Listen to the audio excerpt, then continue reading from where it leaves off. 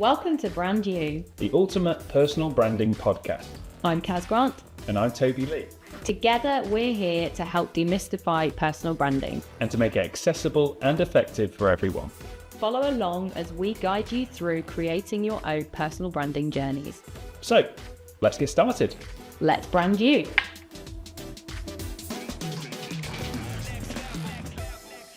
Hi everybody and welcome to the Brand You podcast. We have got a special Christmas episode for you today, hence the hats.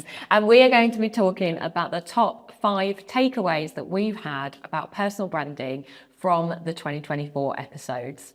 Starting with authenticity is your greatest strength.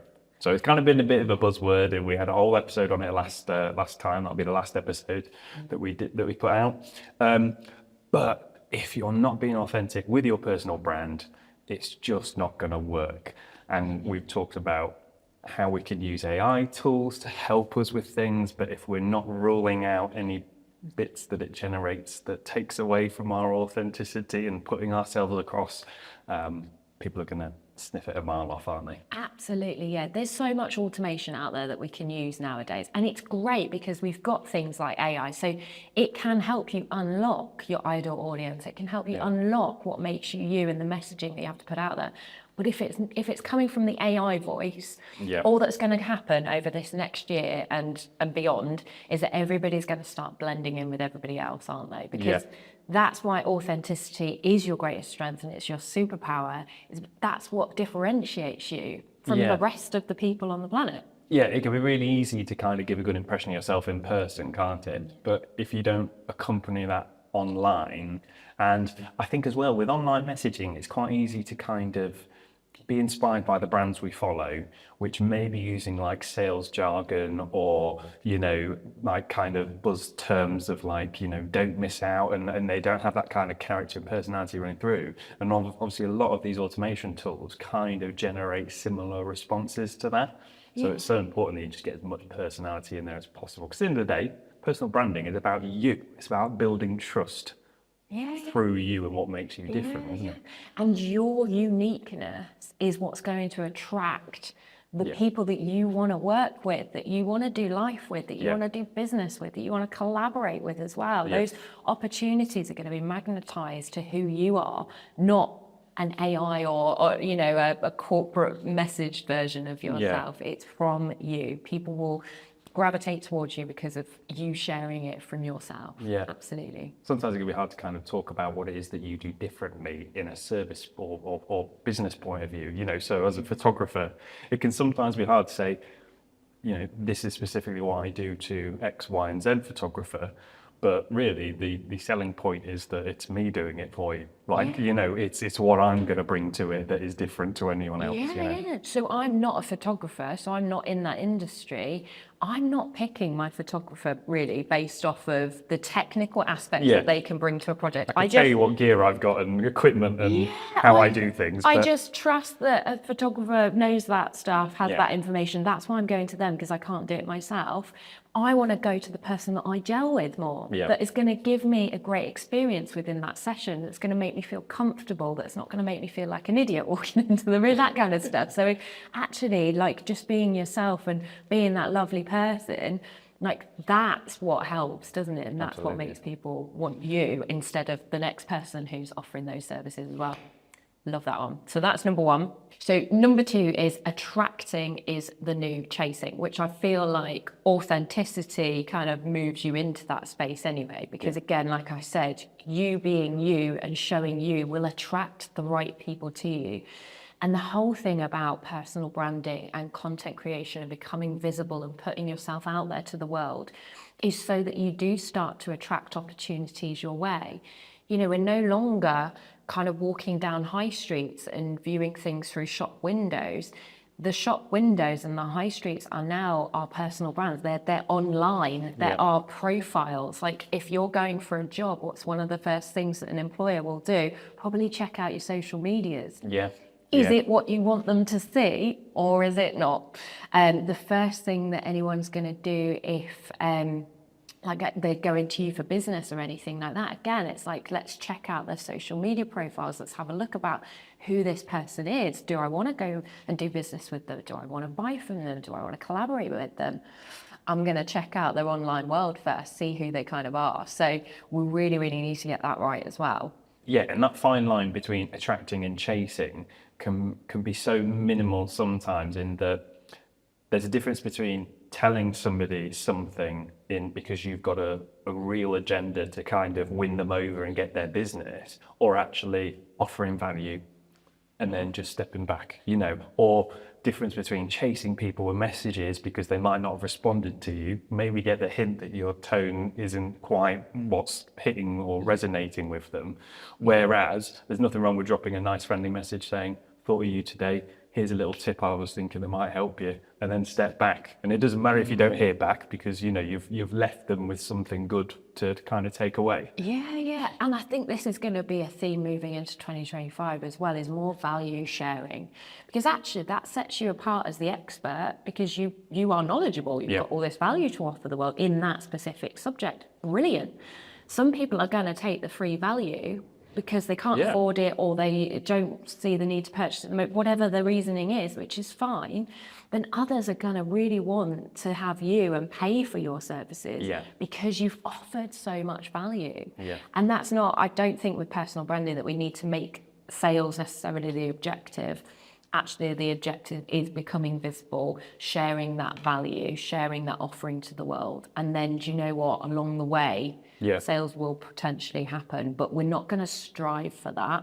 We want to strive for just giving, because it's the law of reciprocity as well. It will come back to you eventually, the more you give out. And we can see that all the time with these huge people on YouTube that are giving so much value out every single day. They've got podcasts with value, they've got YouTube videos with value, they're the expert. They give away so much of their stuff for free. People still pay thousands of pounds for one-to-one coaching with them. Because they've given that much value out to the world. So huge emphasis on attracting instead of chasing, and offering all of that value. So then that brings on to number 3, blending your online personal branding with in-person. Because as I kind of mentioned when we did the first point, it comes back to that credibility and building that trust, doesn't it? That if there's something slightly off balance between the two, all those efforts to build that personal brand are kind of wasted, and we can sort of write quite generically online sometimes if we're doing LinkedIn posts or something. It's trying to keep as much personality in there, isn't it, and align with those, what people should expect when they meet us in person, really, so that when we walk in the room, they feel like we've already kind of met before, which is exactly the impression I got from you when I first met you at a networking event. From your content you post on LinkedIn, I kind of thought, oh, I know how she's going to speak, her enthusiasm, her energy, she's probably going to carry. Look, what we're doing with our personal brand is breaking those barriers down, aren't we? We're taking away that initial barrier to people getting in touch with you, for people speaking to you, for people making that initial first contact with you. If they know you, if they feel like they like you, if you're that approachable kind of person online, they're going to message you. They're going to go in your inbox. They're going to comment on your post. Those conversations are going to start, which is great. But also then when you make that happen in person as well, again, you're that person in the room.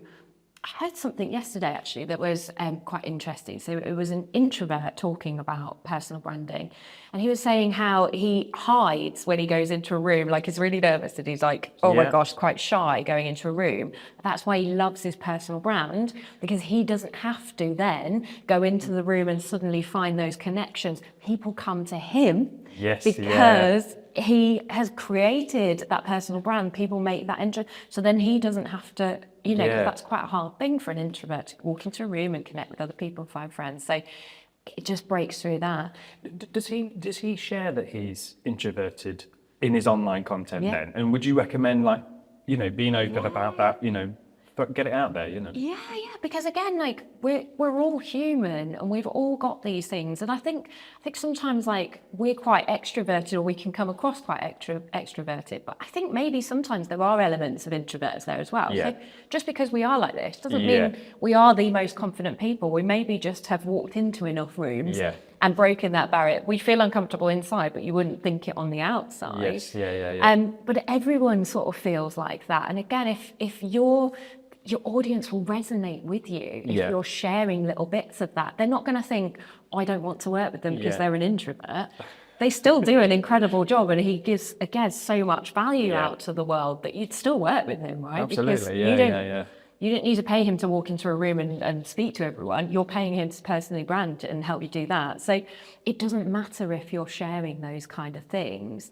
The other great thing with in-person and blending the two, which I love, it's not always going to be possible for people. So obviously, like, we can target and hit more people in the online space from loads of countries and around the world. You know, you can speak to somebody opposite ends of the earth from you, and you might not always be able to take that online into the in-person.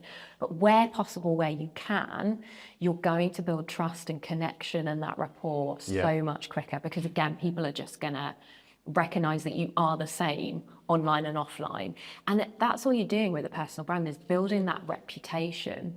And even if people are like opposite ends of the earth, you start going to in-person networking there, other people are going to start shouting about you online and saying how nice it was to meet you. So even if they never meet you in person at the opposite end, they'll still get that vibe from all those connections that you've made. So there's still the trust that's built from that is so powerful. So if anybody is out there hiding online only, try, go in person and just take it in person for a bit. And I do think as well, there's something about human connection, being in rooms with other people. We saw it with the pandemic, didn't we? Like, being isolated, being in our homes, it's not that great for our mental health all the time. So again, if we can build a personal brand online and in person, like, we're getting the mental health benefits, we're getting the connection benefits, we're getting the rapport building, that trust faster. We're also spreading our personal brands quicker as well. So it's just got so many benefits. I quite like it just to gauge who's been seeing your content, because sometimes people don't always engage with it, but you just go to an in-person event and people go, oh, I saw you did this the other day, or I saw that post about that. So it's kind of quite a nice way to gauge where your online brand is going and who you're reaching. I mean, the other week we were talking about, is it working or not, didn't we? So that's a great way to gauge it. Go in person, have conversations with people in person. Like you say, you might not know that they'd seen it or that they resonated with it, but they will tell you in person. So it's so powerful. So number 4's takeaway then, evaluate and adjust regularly. I feel like with this one though, you need to start and give it a period of time. When I say evaluate and adjust regularly, I don't mean like you start personal branding on day 1 and then, oh, that post got 2 likes, I'm going to adjust everything and change everything. So evaluate and adjust over time, but regularly. So we talked about it the other week in the episode that was talking about, is your personal brand working or not? There were some ways to tell if it is working, some ways to tell if it's not working so much. Go and listen to that episode again. And then adjust and make tweaks depending on what's been working really well for you and maybe what hasn't. And I do think that there's power as well in just, like, we're Christmas. This is a Christmas episode. We've got time off over the holidays. Let's spend some time over the holidays getting to know ourselves again. Like, is everything aligned with who we are, with our goals for 2025, with what we want to achieve? Is everything that we're planning on sharing over this next year, is that still what we want to be sharing? Or should we pivot a bit? And it'd be really interesting to see if there's some sort of strategy that can come out of that for 2025, which I know we're going to share some tips for how to kickstart the new year with your personal brand. But, if you are thinking, there have been times this year evaluating that, I was doing lots of in-person networking, then I got busy, or I was doing lots of great valuable content online and then I got busy. It's really good to kind of see where those ebbs and flows are and how can you kind of iron those out to kind of bring that consistency in. What tools can you put into place? Like, did you not schedule last year? And actually now in 2025, is it worth investing in a scheduling tool? Like, you can get tools for free, you can get tools quite cheaply.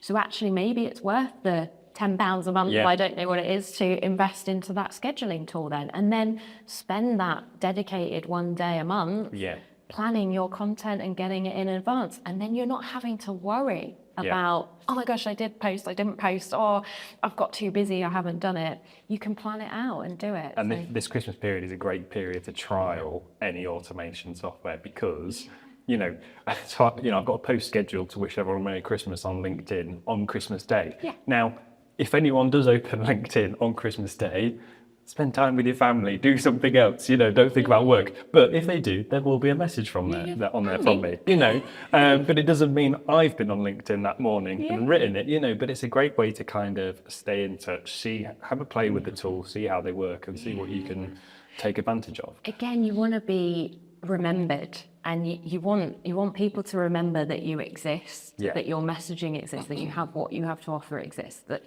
you're here. So even on the holidays, even on Christmas Day, like, there won't be that many people posting, there won't be that many people doing stuff, but there'll be people scrolling, because you've got 24 hours in that day, and there's no way with social media nowadays that you're not going to open your phone, open some apps, and start scrolling and looking at other people's content. Don't be one of the ones that is just stuck in the scroll hole on Christmas Day. Be one of the ones that's already created, so that you're one of the people that they remember over that time. It's not a sales thing. You don't have to go in with us, Merry Christmas, by the way, buy my thing. Like, that's not what we're talking about, but just a Christmas message. A thank you to your audience for all the engagement, all the comments, for being such wonderful humans for the year. I hope you have a great time, whatever you're doing. Something like that. Like, again, it's just that they're remembering you, but it's something nice as well. And also, when we think of giving value online, we're like, oh, I don't know that much. What can I give value on? A thank you is value. You're making your audience feel special and appreciated. Like, that is valuable as well. Absolutely, so, thank you, audience. Wish them a Merry Christmas. Wish them a Happy New Year. And do you know what? If it is because there's a flip side to this time of year as well, where you have people that are going to have a very Merry Christmas and Happy New Year, but you're going to have people that are not going to have a very Happy Christmas and a Happy New Year either. If you are in the ones that's a difficult time of year as well, that is you. That is your authenticity. Share your experience of it as well, because again, there's going to be other people that are going through tough times.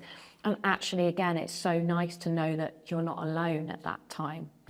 So that's hugely powerful as well. So you don't have to put a smile on your face and wear a stupid Christmas hat and be all happy. You can share it as you experience it. So that kind of leads us nicely on from evaluating our personal brand and making those adjustments to number 5, which is sharing your story, isn't it? That we all have a story to tell, and if you could take any time over this period, hopefully not focused on work, and you have some sort of break, is that you can sort of just analyze what is my story? What is the story I'm telling or not telling at this point?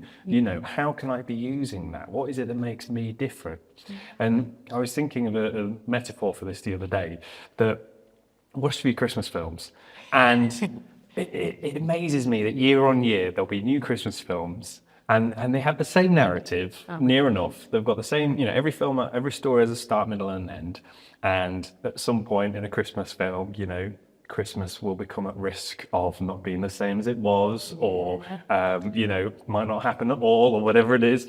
You might have the Grinch coming to steal Christmas, and then there's a resolve, and it's all happy days, and we all want a happy ending on a Christmas film. I don't think there's any Christmas films that I've come across that don't end in a happy way. I mean, we need to make one.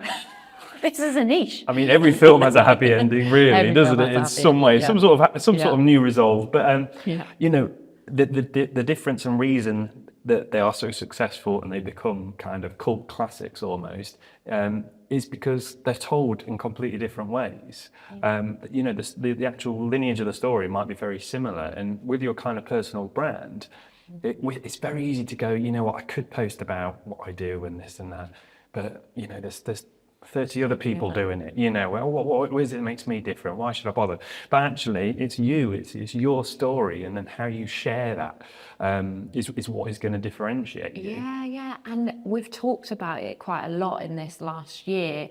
It's having that confidence in yourself and growing that confidence in yourself, and knowing that you are good enough as well.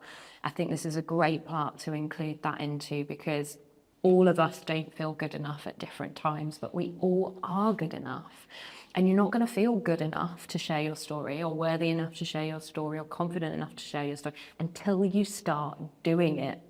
So make this the end of this year, make this that line in the sand for where you no longer put up with your unworthiness. You move into 2025 going for it. Yes. And working on it, and like creating that confident version of yourself by doing these things, by getting uncomfortable, by sharing all of these bits.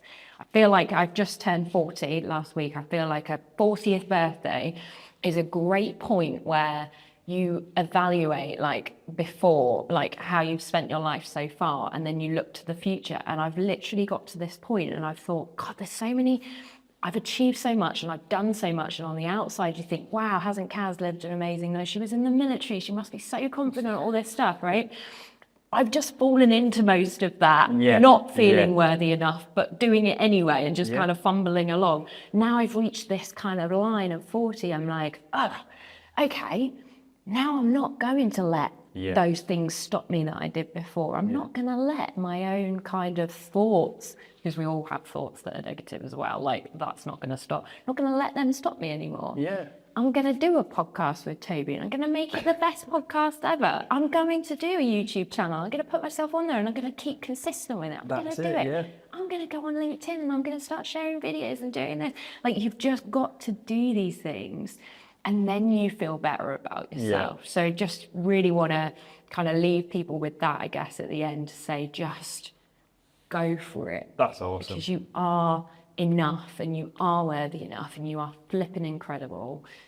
2025 is the year you go for it with your personal brands. So today's action step, guys, because we share one every single week that we do this podcast, a little bit of a different action step for you all today. But what we want to do is we want to hear from you. So join the LinkedIn community group or pop myself and Toby a message over this festive period. We want to hear about what's holding you back from creating a personal brand? What obstacles are in your way? What challenges are you facing? What kind of things are stopping you? Or is there anything that you've learned over this last period of the brand new podcast and you've liked or enjoyed? Just let us know your feedback and your things so that we can move into next year creating some more podcast episodes that are going to answer all of your questions and help you out with your own personal brands. So that concludes what we're calling Series 1 of the brand new podcast. I can't believe we've done 16 episodes and 3 guest episodes. We will have a bonus episode dropping in the new year with key tips of how to make 2025 the best year yet for your personal brand. So keep an eye out for that before Series 2 starts in the new year. So guys, make sure you follow along the brand new podcast on Spotify so you get all the episodes when they drop. Make sure as well to join the LinkedIn community group Brand You, where you can ask us all your personal branding questions throughout the year, and also follow myself and Toby on social media. Have a Merry Christmas and a Happy Holidays and a Happy New Year, and here's to branding you.